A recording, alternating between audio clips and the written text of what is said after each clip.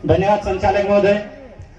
सबसे पहले यहाँ उपस्थित 8% आदिवासी और अन्य हमारे समाज के भाई बंधु जिन्होंने विश्व आदिवासी दिवस और भगवान बिरसा मुंडा के कार्यक्रम में सहयोग किया, एक बार उनके लिए जोरदार ताली हो जाए।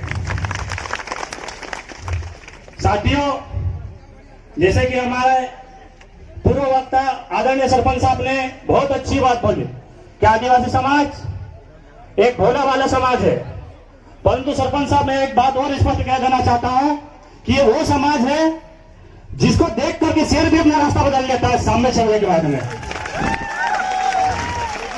हम उस कौम के लोग हैं जिसको कोई अगर हल्की सी गाली दे दे तो उसका घर से बाहर निकलना मुश्किल हो जाता था, परंतु एक ये बहुत शर्म की बात है कि मणिपुर में हमारे बहनों के साथ इतना अत्याचार होने के बाद भी यहां की सरकार, केंद्र की सरकार अभी तक होश में नहीं आई। साथियों, आज जो लोग हमेशा विरोध करते थे कि जय जोहर का नारा जो है एक उत्तरी भारत का नारा है, इसको जबरदस्ती मध्य प्रदेश में थोपा जा रहा है, तो साथियों आज उन लोगों के मुंह पे इतना जोरदार तमाचा पड़ा है कि पहले जय जोहर का नारा यहां था, आज हमारा मालिक, हमारा बाप आज बोरगांव में आकर विराजमान हो गया है और वो जीवित विराजमान हुआ है।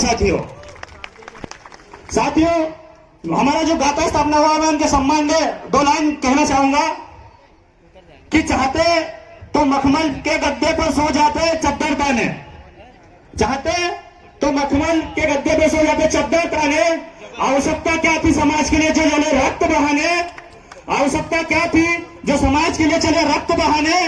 धरती पर कुछ लोग आते हैं खाने और कमाने, धरती पर सिर्फ कुछ लोग आते हैं खाने और कमाने, और कुछ लोग आते हैं धरती पर धरती मां का कर्ज चुकाने।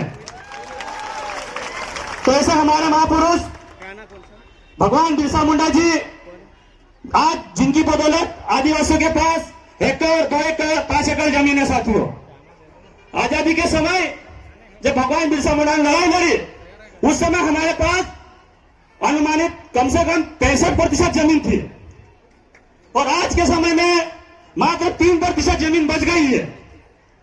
तो भाई ये कौन सा खेल चल रहा है मध्य प्रदेश में या भारत में कि कहां 65% जमीन, कहां 3% जमीन। तो साथियों, जो यहां का सबसे बड़ा या आदिवासियों के साथ एक जो सबसे बड़ा छलावा हो रहा है वो ये हो रहा है, मेरी मातृशक्ति बैठी है, अगर कुछ चीज बुरी लग जाए तो मुझे 2 बातें सुना देना। पर मैं एक आदिवासी समाज के नाते और आदिवासी समाज का बेटा होने के नाते और खुद मेरे गांव की घटना होने के बाद मैं इतना दुखी हूं कि हमारे समाज की जो बेटियां हैं जिनको गैर आदिवासी लोग बहला फुसला के भगा करके ले जाते हैं, आज उन्हीं के कारण ये समाज की जो जमीनें है वो कम हो रही है।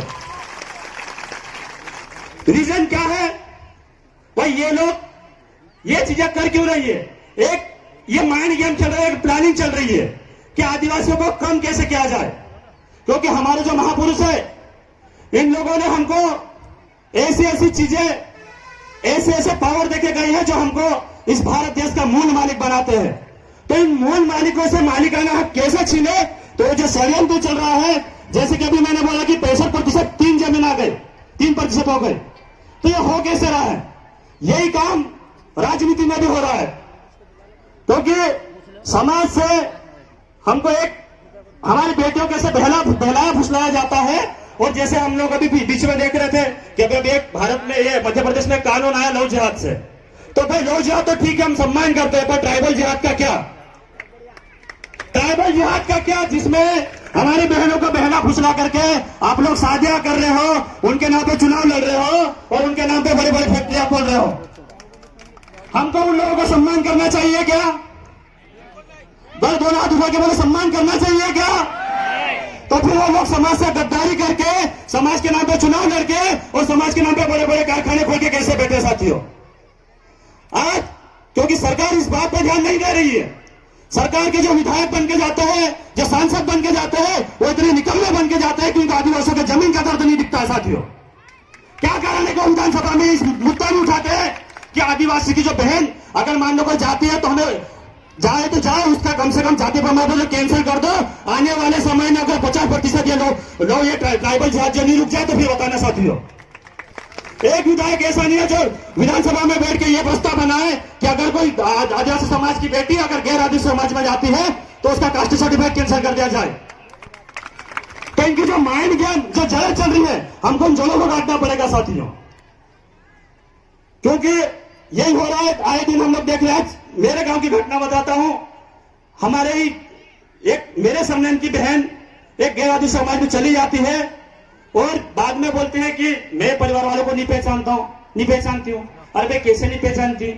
जब तेरी मम्मी नहीं थी तब तेरे पापा ने गांव वालों के ताने सुने, तुझे स्कूल पढ़ाया, तुझे कॉलेज पढ़ाया, उसके बाद भी अगर वो गैर आदिवासी की बातें सुनती है तो मुझे मेरी बहन पे शर्म है और मुझे मेरे कुछ सगी बहन पे शर्म है साथियों।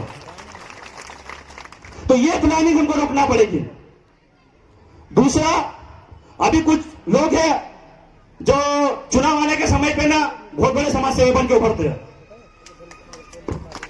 तो हम लोग उन समाज सेवियों को भी देखना पड़ेगा जो केवल 6 महीने पहले ऐसी नींद में से जागते हो मानो कि कुंभकर्ण उठाओ।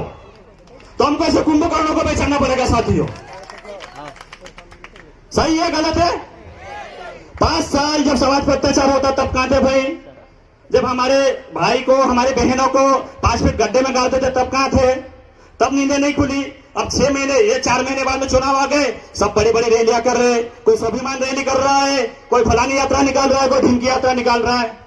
हमको जरूरत तब होती है जब हमारे समाज तकलीफ में होता है, तब आप खड़े हो, तो तब हमारे समाज का आप नेता हो, नहीं तो हमारे समाज का कोई नेता नहीं हो। यही बात है साथियों।